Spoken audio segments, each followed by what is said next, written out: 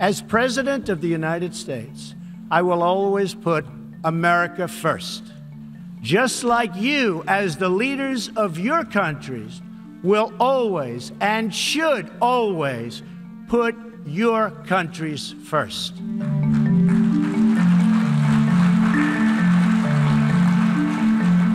There can be no substitute for strong, sovereign, and independent nations. Nations that are rooted in their histories and invested in their destinies. Nations that seek allies to befriend, not enemies. Why in the Western Hemisphere the United States has stood against the corrupt, destabilizing regime in Cuba and embraced the enduring dream of the Cuban people to live in freedom.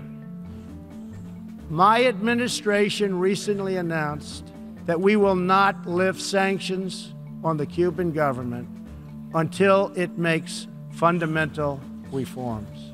We have also imposed tough, calibrated sanctions on the socialist Maduro regime in Venezuela, which has brought a once thriving nation to the brink of total collapse.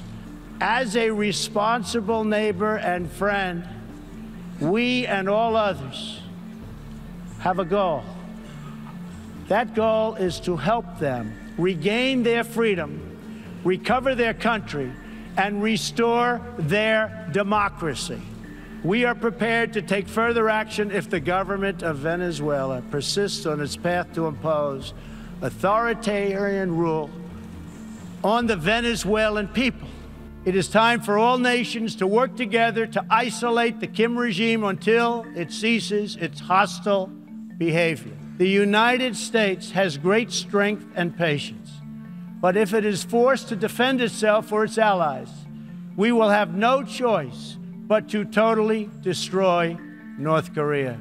It is far past time for the nations of the world to confront another reckless regime, one that speaks openly of mass murder, vowing death to America, destruction to Israel, and ruin for many leaders and nations in this room.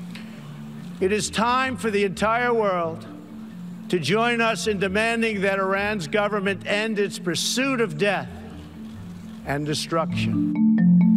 In America, we do not seek to impose our way of life on anyone, but rather to let it shine as an example for everyone to watch.